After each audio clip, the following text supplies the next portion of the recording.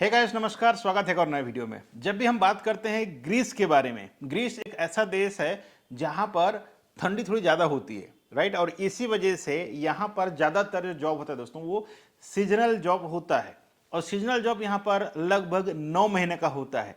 जैसे दूसरा European country में जाएंगे आप तो वहां पर 6 से 7 महीने का सीजनल जॉब होता है, लेकिन ग्रीस में यही जॉब आपको 9 महीने का हो जाता है। और यही वजह है कि यहाँ पर सीजनल जॉब बहुत ज़्यादा पॉपुलर है दोस्तों, क्योंकि जो भी जॉब सीकर अगर 9 महीने तक काम करता है तो 9 महीने में बहुत अच्छा इनकम कर सकता है। और यही वजह है कि ये जो जॉब है दोस्तों, सीजनल वाला, बहुत ज़्यादा पॉपुलर है। लेकिन उसका क्या, अगर कोई लॉन्ग टर्म के लिए जाना चाहे, यानी कि डी कैटेगरी वीजा में जाना चाहे, हर साल उसका वीजा रिन्यूअल हो, उसका कोई ऑप्शन है? कई लोगों का एक क्वेश्चन था। तो दोस्तों यही वजह है कि आज के इस वीडियो में हम डिस्कस करेंगे लॉन्ग टर्म वीजा के साथ साथ short term visa in Greece.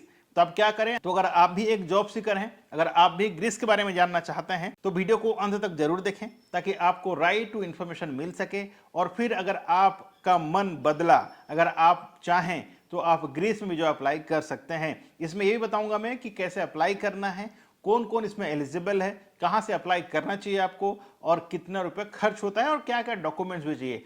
तमाम चीज़ों के बारे में आज हम विस्तार से जानेंगे इस वीडियो के माध्यम से। तो वीडियो में अंत तक बने रहें। नमस्कार, मैं हूं अशोक कुमार साहू, करियर कोच, और आप देख रहे हैं Lavanya global career planner YouTube channel. अगर पहली बार चैनल पे आए हैं तो सब्सक्राइब कर लीजिएगा, साथ ही बेल आइकन को ऑन करके नोटिफिकेशन बटन को ऑन रखें, क्योंकि इसी तरह का इन्फॉर्मेटिव वीडियो में हर दिन लेके आता हूं आप लोगों के लिए, जो आपका करियर के लिए बहुत ज़्यादा हेल्पफुल हो सके।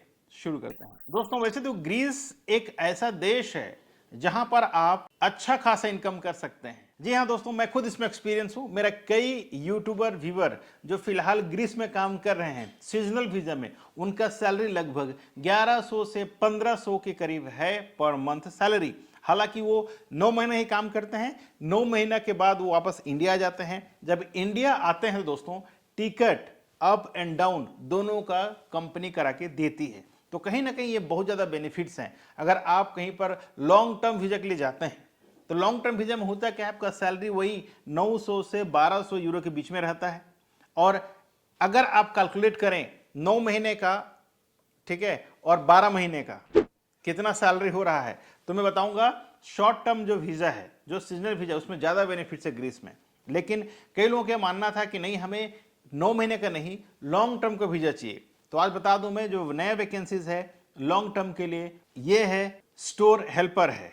ठीक है, स्टोर हेल्पर का जो ड्यूटीज एंड रिस्पॉन्सिबिलिटीज होता है, आप अपने सीनियर को सपोर्ट करें। जो भी काम है, जैसे स्टैकिंग है, स्टॉकिंग है, काउंटिंग है, सारे जॉब में आपको हेल्प करना होगा, चाहे वो स्टोर हो, चाहे वो वेयर हाउस हो दोस्तों। तो अगर आप इस जॉब के लिए इंटरेस्टेड होंगे तो आपका क्वालिफिकेशंस मिनिमम 10th पास होना चाहिए। अगर आप 10th पास हैं और आपका एज बिटवीन 21 से 45 साल के बीच है तो आप इस जॉब में एलिजिबल हो जाते हैं, आप इस जॉब में अप्लाई कर सकते हैं।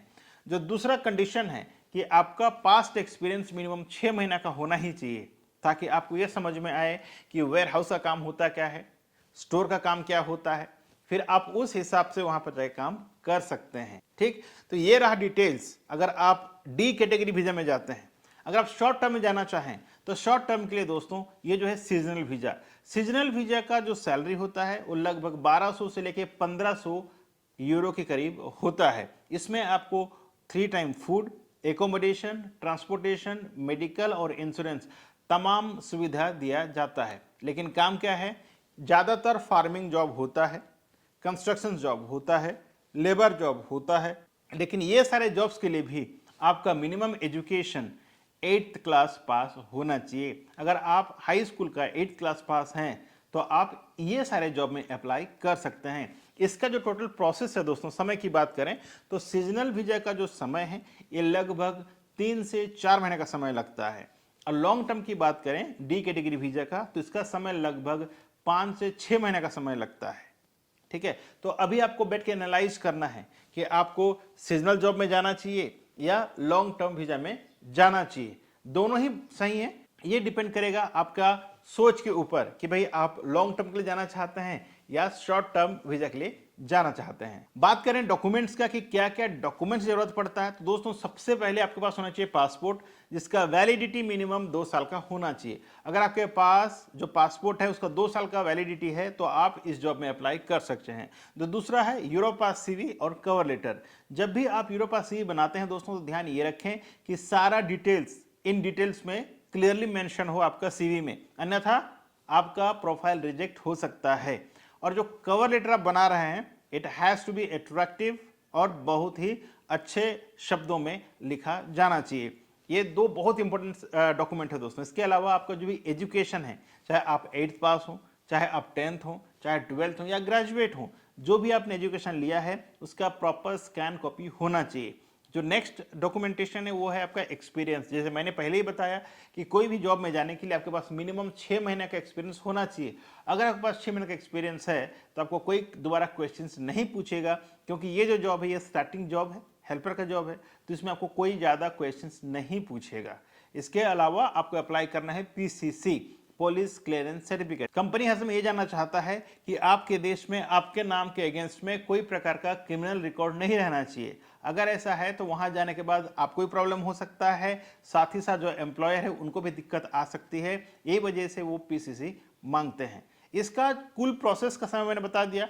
ये सारे डॉक्यूमेंट्स अगर आपके पास होता है दोस्तों, तो ये जो नंबर है इस नंबर पे कॉल करें और अपना करियर काउंसलिंग स्लॉट बुक करें, जिससे आपका अपॉइंटमेंट बुक होता है और आप मेरे साथ मिनिमम 45 मिनट से 1 घंटे तक बैठ करके 1 to 1 हम चर्चा करते हैं कि आपको कौन सा जॉब में जाना चाहिए, कौन सा जॉब के लिए बेहतर हो सकता है, कौन सा पोजीशंस और कब अप्लाई करना चाहिए। हालांकि एक स्टैंडर्ड अप्लाई का टाइम बता देता हूं मैं, साल में 2 बार अप्लाई ज़्यादा होता है। एक है अक्टूबर महीने में स्टार्ट करना चाहिए दोस्तों, ताकि आप आसानी से 3 महीने के अंदर प्रोसेस करा सकें। और दूसरा है फरवरी महीना में, फरवरी टू मार्च, ये महीने में करते हैं तो आप जल्द से जल्द अप्लाई करते हैं।